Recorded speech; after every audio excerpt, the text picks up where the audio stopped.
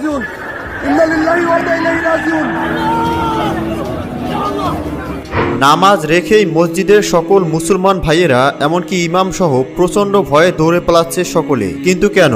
মসজিদ একটি পবিত্র স্থান যেখানে মুসলিম ধর্ম অবলম্বীরা সৃষ্টিকর্তার উদ্দেশ্যে নামাজ পড়ে, কিন্তু মাঝে মাঝে মসজিদে নামাজরত মুসলমানদের সাথে এমনকি নামাজ পড়া ইমামের সাথে এমন এমন ঘটনা ঘটে যা সেখানে সিসি ক্যামেরা না থাকলে হয়তো কেউই কখনো বিশ্বাসই করতো না। এর মধ্যে এমন কিছু ঘটনা আজকের এই ভিডিওতে দেখতে চলেছেন যা আপনাকে অবাক করবে। চলুন শুরু করা যাক। আপনারা অনেকেই শুনে থাকবেন যে মসজিদে রাত্রিবেলা জিনেরা নামাজ পড়ার জন্য আসে।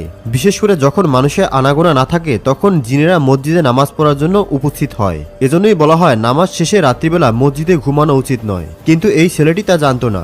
জামাত শেষে যখন সমস্ত মুসলমান ভাইয়েরা চলে গিয়েছিল তার কিছুক্ষণ পরেই এই লোকটি মসজিদে ঢোকে। হয়তো লোকটির শরীর ক্লান্ত ছিল তাই এখানে ঘুমিয়ে পড়ে, কিন্তু লোকটি জানতো না যে মসজিদে জিনেরা থাকে। এর কিছুক্ষণ পরেই স্বয়ং জিন এসে লোকটির সাথে কি করলো তা আপনি নিজেই দেখুন।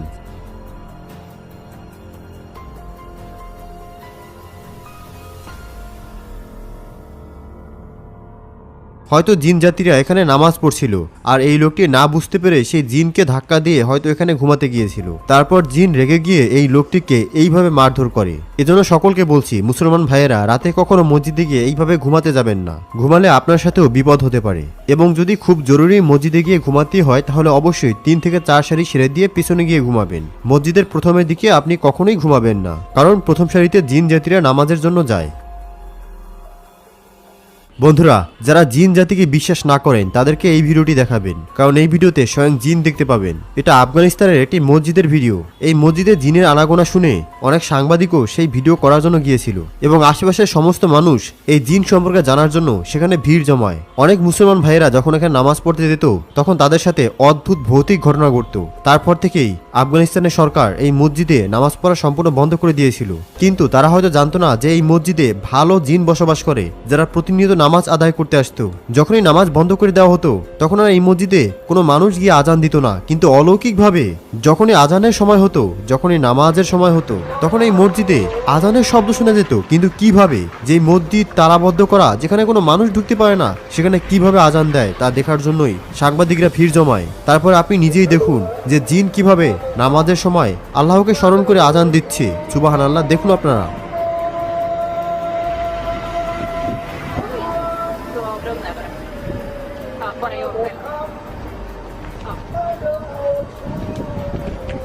এই ঘটনা প্রমাণ করে যে যেই জিন জাতি মহান আল্লাহ তাআলাকে স্মরণ করে তারা কখনোই আল্লাহকে ভুলে না, এবং জিন যে আছে এটা তারই একটি জলজান্ত প্রমাণ। বন্ধুরা, আমরা সকলে জানি যে নামাজ হচ্ছে পৃথিবীর মধ্যে সর্বোচ্চ ইবাদত, এবং নামাজের সময় যতই বাধা আসুক না কেন কিছু কিছু মুসলমান ভাইয়েরা কখনোই সেই নামাজ রেখে চলে যায় না। ঠিক অনুরূপভাবে এই ঘটনাতে দেখতে পাচ্ছেন যে আমাদের সহিত নামাজ হচ্ছিল, এমন সময় ভূমিকম্প শুরু হয়। পিছনে দেখা যাচ্ছে অনেকেই দৌড়ে চলে যাচ্ছে, নাউজুবিল্লাহ। কিন্তু মসজিদের মধ্যেই 3টি লোক ব্যতীত সকলেই নামাজ পড়ছিল। দেখুন আপনারা, ভালো করে মনোযোগ দিয়ে শেষ পর্যন্ত দেখুন।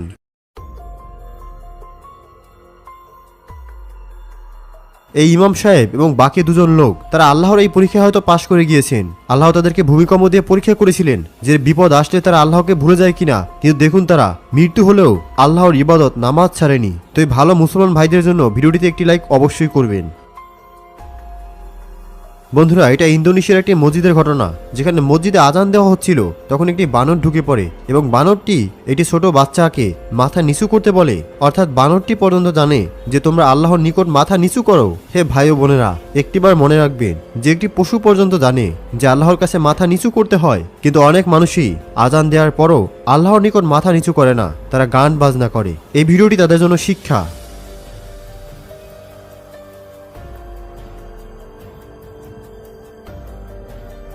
এই ভিডিওটি দেখুন, যেখানে একটি কবুতর মসজিদে এসে নামাজ পড়ছে, তার পিছনে দেখা যাচ্ছে মসজিদের মানুষরাও জামাতের সহিত নামাজ পড়ছে।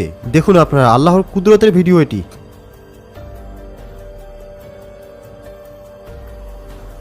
বন্ধুরা, আমরা সকলেই জানি যখন বড় আকারের ঝড় কিংবা সুনামি হয় তখন বড় বড় বিল্ডিং, দালান কোঠা সবকিছু ভেঙে চুরমার হয়ে যায়। বড় বড় অট্টালিকা মাটির সাথে মিশে যায়। বড় বড় ভূমিকম্পের সময় কেউ কোনো কিছুই ধন সম্পদ রক্ষা করতে পারে না, কিন্তু আল্লাহ তাআলা চাইলে সবই সম্ভব। এই ভিডিওটি তার প্রমাণ।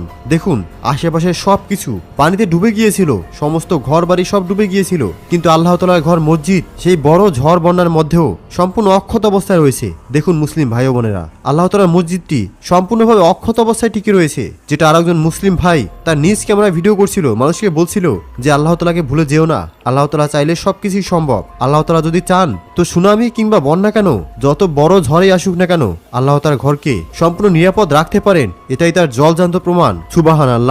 কমেন্টসে লিখুন সুবহানাল্লাহ।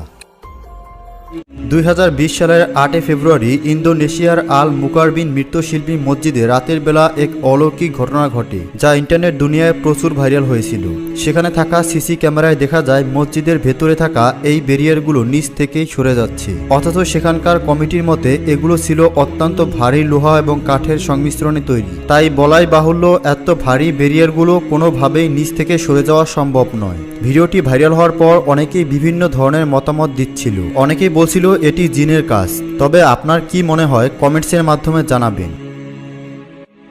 এই মসজিদের মধ্যে থাকা সিসি ক্যামেরায় দেখা যায় মধ্যরাতে হঠাৎ অস্বাভাবিক লম্বা সাদা জুব্বা পরা কেউ একজন একা একা নামাজ পড়ছে। পরের দিন সিসি ক্যামেরায় এটা দেখে সবাই অবাক হয়ে যায়। ভিডিওটি ভাইরাল হওয়ার পর অনেকেই বলছিল হয়তো কোনো জিন এখানে নামাজ পড়তে এসেছিল। সোশ্যাল মিডিয়াতে এই ভিডিওটি অনেক ভাইরাল হয়, যেখানে হাজার হাজার মানুষ নামাজ পড়ছিল। মসজিদ একটি পবিত্র স্থান যেখানে সমস্ত মুসলমানরা নামাজ পড়ে, কিন্তু এখানে থাকা সিসি ক্যামেরায় নামাজরত মুসলমানদের সাথে একটি উজ্জ্বল আলো বসে থাকতে দেখা যায়। ভিডিওটি ভাইরাল হওয়ার পর অনেকেই বলছিল এটি হয়তো কোনো ভালো জিন যে মানুষের সাথে নামাজ পড়তে এসেছে। আবার অনেকেই বলছে এই মসজিদে বিভিন্ন সময় জিনের উপস্থিতি টের পাওয়া যায়। এই ছেলেটি নামাজ পড়ার পর রাতে মসজিদেই ঘুমিয়ে পড়ে, কিন্তু সেখানে থাকা সিসি ক্যামেরায় এমন ঘটনা রেকর্ড হয় যা পরবর্তীতে দেখার পর মানুষ প্রচন্ড ভয় পেয়ে যায়, কারণ ঘুমিয়ে থাকা এই ছেলেটিকে হঠাৎ কোনো এক অদৃশ্য শক্তি টেনে নিয়ে যাচ্ছিল।